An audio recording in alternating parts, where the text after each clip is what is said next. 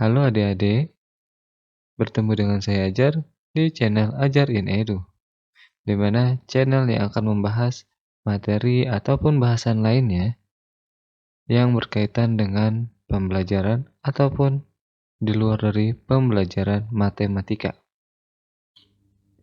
Materi yang bisa menambah pengetahuan kalian ataupun mengingatkan kalian terhadap pengetahuan yang sudah pernah kalian dapatkan. Tanpa perlu berlama-lama, mari kita masuk ke dalam diskusi yang akan disajikan oleh saya dalam video ini. Selamat belajar dan semoga kalian mendapatkan ilmu baru hari ini. Ya adik-adik, mungkin kalian pernah dong melihat benda ataupun materi seperti ini yang berbentuk meja, penggaris busur, meja, kursi, dan juga bola. Ya, kalian pasti pernah melihat 4 benda yang tampil di layar. Benda-benda ini ada di dalam kehidupan sehari-hari kita. Lalu, apa hubungannya dengan pembahasan sekarang? Kalau kita cermati, 4 benda tersebut memiliki satu kesamaan, yaitu mereka memiliki sudut. Ya, keempat benda tersebut memiliki sudut. Lalu, apakah itu sudut? Lalu bagaimanakah sudut itu? Sudut ialah daerah yang dibatasi oleh 2 ruas garis dan titik. Jadi, jika ada 2 garis yang saling bertemu dan terdapat sebuah titik, pasti akan terbentuk daerah yang kita sebut dengan sudut. Atau mungkin kalian dalam kehidupan sehari-hari pernah mendengar orang berkata, benda bola itu ada di sudut ruangan atau ada di sudut sekolah, di mana secara harfiahnya kata sudut itu adalah tempat paling ujung ataupun tempat pertemuan antara mungkin tembok dengan tembok sehingga dikatakan sudut. Lalu kalau dibatasi oleh 2 garis, apakah dengan 2 garis ini terbentuk sebuah sudut? Kalau kita kembali ke dalam definisinya, 2 garis ini belum membentuk daerah yang disebut sudut. Lalu bagaimana daerah yang dibatasi oleh 2 ruas garis? Bentuknya adalah seperti ini. Jadi ada 2 garis yang saling bertemu dan 1 titik, dan ada ruas atau daerah yang kita sebut sebagai daerah alfa. Nah, itu disebut sebagai sudut. Ada lagi yang berbentuk seperti ini. Ada lagi yang berbentuk seperti ini. Jadi sudut tidak hanya di dalam atau yang berbentuk kecil, bisa jadi yang di luar dari 2 garis tersebut. Oke, dari sudut tersebut biasa dilambangkan dengan gambar seperti ini. Di mana gambar ini sebetulnya mirip dengan buka kurung ataupun dengan operasi matematika, yaitu kurang dari. Yang bedanya untuk lambang sudut, garis bagian bawah itu lurus, tidak melenceng seperti tanda kurang dari. Atau selain menggunakan tanda seperti ini, sudut juga biasa dilambangkan dengan huruf Yunani seperti alfa, beta, dan juga gamma. Ini 3 simbol huruf Yunani yang biasa digunakan. Adapun simbol lainnya. Tapi ini umumnya menggunakan 3 lambang alfa, beta, dan juga gamma. Setelah dari lambang tersebut, ternyata sudut memiliki suatu ukuran.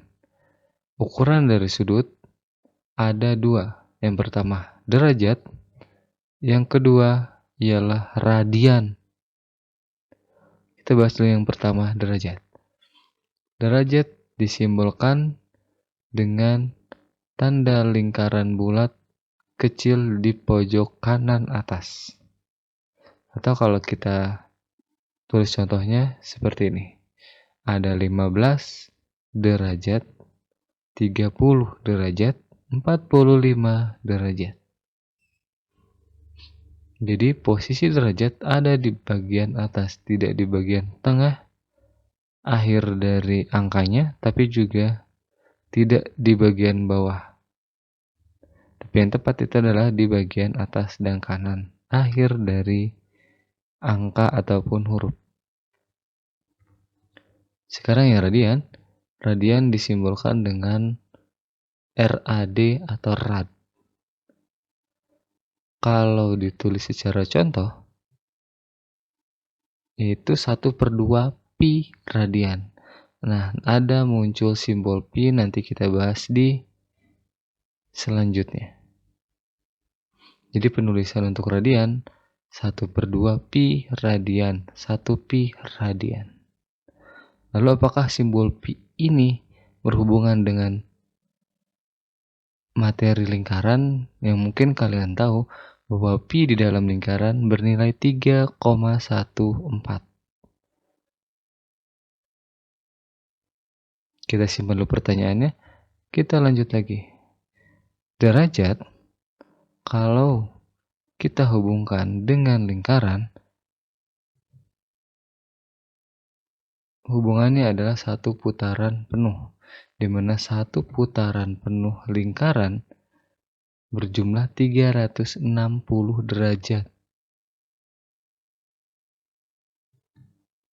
Atau kalau misalkan kita ambil 360 derajat ini dihubungkan dengan sebuah putaran atau satu putaran pada lingkaran, didapatkan bahwa 1 derajat itu sama dengan 1/360 putaran. 2 derajat 2/360 putaran, 3 derajat 3/360 putaran. Dan untuk sampai ke 1 putaran penuh, jadi kita harus melakukan 360/360 putaran. Jadi 1 putaran penuh mendapatkan 360 derajat. Mari kita lanjut ke radian. Radian dalam lingkaran, kan kita tahu ada simbol pi di dalam lingkaran. Nilainya 3,14.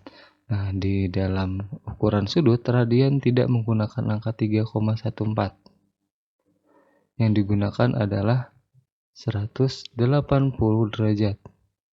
Jadi setiap pi bernilai 180 derajat. Contoh penulisannya 1 pi, 1/2 pi, 1/3 pi, 1/4 pi, dan juga sebagainya. Jadi sama saja seperti kita mengkalikan 1 dengan pi, yaitu 180 derajat.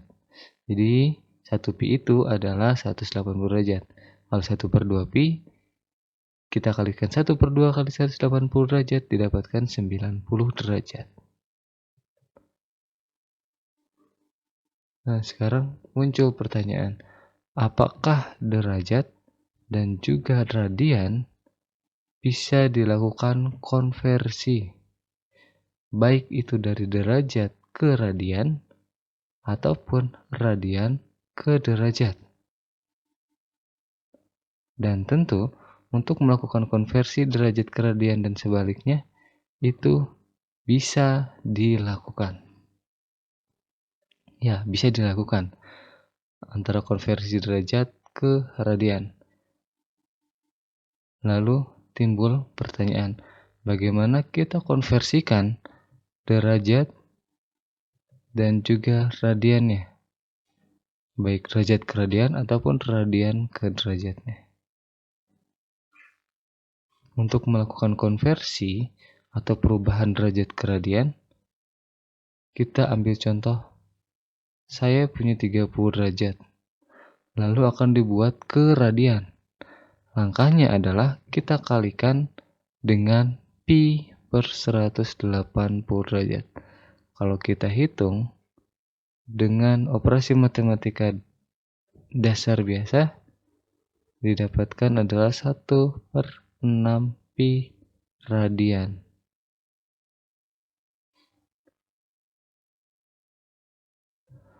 Tiga puluh derajat dikali pi per 180 derajat, maka menghasilkan 1/6 pi radian. Nah, ini dinamakan konversi dari derajat ke radian, yang menghasilkan 1/6 pi radian. Sekarang kita balik, bagaimana pengkonversian radian menjadi derajat. Nah, untuk konversi radian ke derajat, caranya sama, kita ambil contoh sebelumnya, 1/6 pi radian kita akan rubah ke dalam derajat. Apakah caranya dikalikan dengan pi per 180 derajat seperti sebelumnya? Jawabannya adalah tidak, yaitu dikalikan oleh 180 derajat per pi, bukan pi per 180 derajat. Dengan melakukan perhitungan, didapatkan 30 derajat.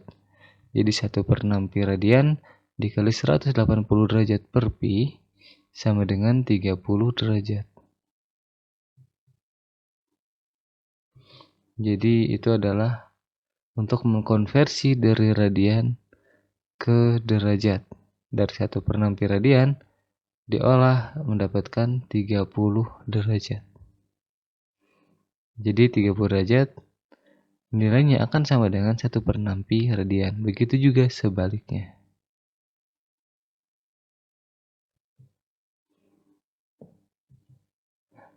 Dari dua contoh konversi tadi, yaitu konversi derajat ke radian dengan contoh 30 derajat tadi dibuat radian, dan juga yang konversi dari radian ke derajat 1/6 pi radian menjadi 30 derajat. Dari dua ini ada kesamaan, yaitu dikalikan. Namun kita harus perhatikan pengalinya untuk radian ke derajat itu adalah 180 derajat per pi, dan derajat ke radian adalah pi per 180 derajat. Jadi perlu diingat untuk pengalinya agar tidak tertukar. Kalau tertukar, misalkan dari derajat ke radian 30 derajat dikalikan 180 derajat per pi, maka itu tidak akan mendapatkan nilai yang dituju. Jadi dua rumus ini wajib dipahami dan jangan sampai tertukar antara konversi dari derajat ke radian ataupun dari radian ke derajat. Dan untuk kesimpulannya adalah, jika kita akan mengkonversi dari derajat ke radian, maka kita kalikan dengan 180 derajat dibagi pi. Apakah itu benar? Salah. Kesimpulannya adalah 180 derajat per pi itu untuk mengkonversi radian ke derajat. Dan untuk derajat ke radian itu adalah pi per 180 derajat. Untuk video kali ini saya cukupkan materi tentang ukuran sudut. Nanti kita lanjut di video selanjutnya yang berhubungan dengan ukuran sudut ataupun trigonometri. Jadi like video ini kalau kalian suka, dislike aja kalau kalian tidak suka. Share ke teman-teman kalian, siapa tahu teman-teman kalian mendapatkan informasi ataupun pengetahuan barunya. Jangan lupa tekan tombol merah bertuliskan subscribe. Dan sampai ketemu lagi di video selanjutnya. Saya Ajar, pamit mundur. Terima kasih.